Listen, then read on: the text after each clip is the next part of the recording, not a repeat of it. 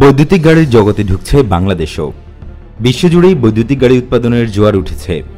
Jaguar সহ বিশ্বের বড় বড় গাড়ি প্রস্তুতকারক কোম্পানি এরই মধ্যে বিদ্যুৎ চালিত গাড়ি বাজারে আনার ঘোষণা দিয়েছে। বাংলাদেশও এক্ষেত্রে পিছিয়ে থাকবে কেন?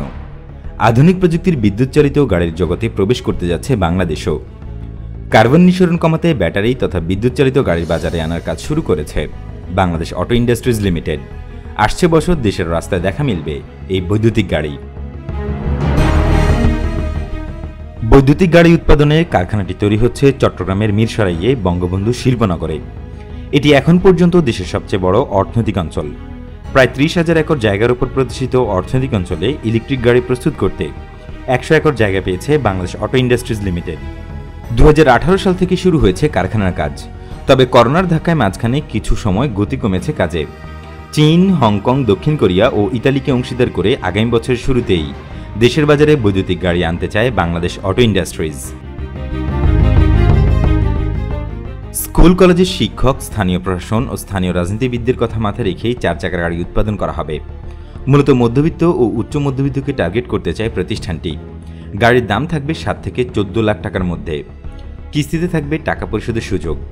মহাসড়কে ব্যাটারিতে চার্জ দেওয়ার জন্য দেশে বিদ্যমান সিএনজি ও পেট্রোল পাম্পের পাশে বসানো হবে চার্জিং ইউনিট। বাসায়ও ব্যাটারি চার্জ দেওয়া হবে।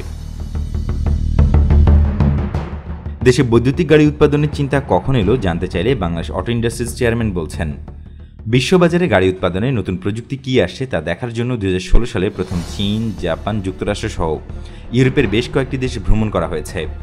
ওইসব দেশে ভ্রমণে গিয়ে দেখা গেছে পরিবহনে বৈদ্যুতিক গাড়ি উৎপাদনের দিকে মনোযোগ দিচ্ছে বড় বড় গাড়ি প্রস্তুতকারক কোম্পানিগুলো। সেখান থেকেই দেশে বৈদ্যুতিক গাড়ি উৎপাদনের পরিকল্পনা শুরু। ব্যাটারি চালিত গাড়ি উৎপাদনের প্রথমেই দরকার জমি।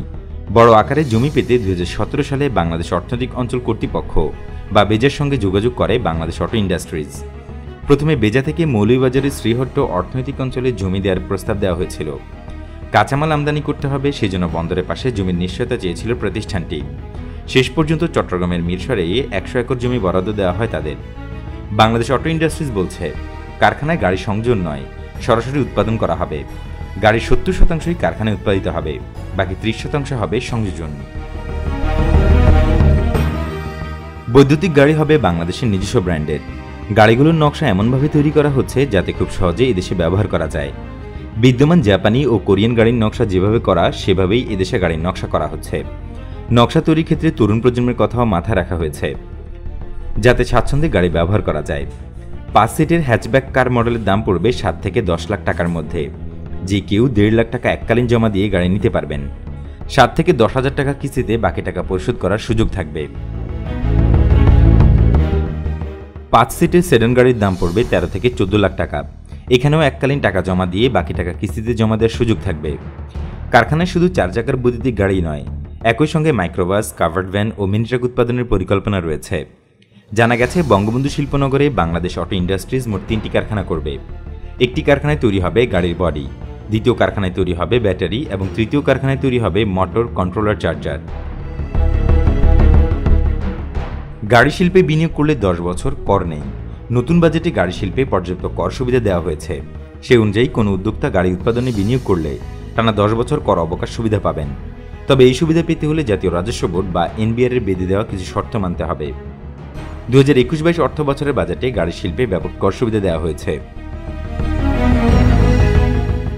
গাড়ি শিল্পে ব্যাপক কর অব্যাহতি দেওয়া হলেও জাতীয় রাজস্ব বোর্ড বা এনবিআর বেশ কিছু শর্ত আরোপ করেছে। যেমন এই সুবিধা পেতে হলে উদ্যোক্তাকে কারখানা স্থাপনে কমপক্ষে 100 কোটি টাকা বিনিয়োগ করতে হবে, আর ওই কারখানায় একটি গাড়ির নির্মাণ প্রক্রিয়ায় অন্তত 30% মূল্য সংযোজন থাকতে হবে। প্রথম 10 বছরের মধ্যে মূল্য সংযোজনের হার 40% উন্নীত করতে পারলে পরে 10 বছর 10% আয়কর দিলেই চলবে। তা না করতে পারলে অবশ্য নিয়মিত হারেই কর দিতে হবে। উৎপাদন শুরুর 5 বছর পর থেকে গাড়ি কারখানায় ইঞ্জিন, ট্রান্সমিশন ও স্টিয়ারিং সিস্টেম সংযোজন করার বাধ্যবাধকতা রয়েছে। এছাড়া reinforcement pipe, reinforcement bracket, fuel tax cover, battery seal, engine hook, wiring clamp, condenser fixing bracket ইত্যাদি মৌলিক কাঁচামাল থেকে প্রস্তুত করতে হবে এবং এসব যন্ত্রাংশ বানানোর মেশিন ওই কারখানায় থাকতে হবে। সেই সঙ্গে ওই কোম্পানির নিজস্ব পেইন্ট শপও থাকতে হবে। শুধু গাড়ি শিল্পে বিনিয়োগ করেই কর সুবিধা পাওয়া যাবে না, এই জন্য ওই প্রতিষ্ঠানকে কোম্পানি আইনে নিবন্ধিত হতে হবে। পাশাপাশি বাংলাদেশ বিনিয়োগ উন্নয়ন কর্তৃপক্ষ বা বিডের কাছ থেকেও নিবন্ধন নিতে হবে। দেশে গাড়ির বাজার এখনও বিদেশি ব্র্যান্ডের উপর নির্ভরশীল, তবে জাপানের টয়োটা ব্র্যান্ডের গাড়ি বাংলাদেশের সড়কে বেশি চলে। বাংলাদেশের 3টি কোম্পানি ইতিমধ্যেই গাড়ি নির্মাণে বিনিয়োগ করেছে। এর মধ্যে পিএইচপি গ্রুপ যৌথভাবে মালয়েশিয়ার প্রোটন গাড়ি বানানোর উদ্যোগ নিয়েছে। হোসেন গ্রুপ সংযোজন শিল্পী হিসেবে বাংলা কার্স নামে গাড়ি বানানো শুরু করেছে। উত্তরা মোটরসও গাড়ি শিল্পে বিনিয়োগ করছে। জানা গেছে কারখানায় মোট 3 ধাপে বিনিয়োগ করা হবে। প্রথম কারখানার নির্মাণ ও কাঁচামাল আমদানিতে $10 কোটি বিনিয়োগ করা হয়েছে, বাংলাদেশি মুদ্রায় যার পরিমাণ প্রায় 850 কোটি টাকা। দ্বিতীয় ধাপে বিনিয়োগ হবে $30 কোটি, বাংলাদেশি মুদ্রায় যার পরিমাণ প্রায় 2,500 কোটি টাকার বেশি। প্রতিষ্ঠানটি জানায়, বাংলাদেশে বৈদ্যুতিক গাড়ি উৎপাদনে আমরা বেশ আশাবাদী, আশা করছি ভালো সাড়া পাবো। আগামী বছরই বাংলাদেশ বৈদ্যুতিক গাড়ির যুগে প্রবেশ করবে বলে তিনি জানান।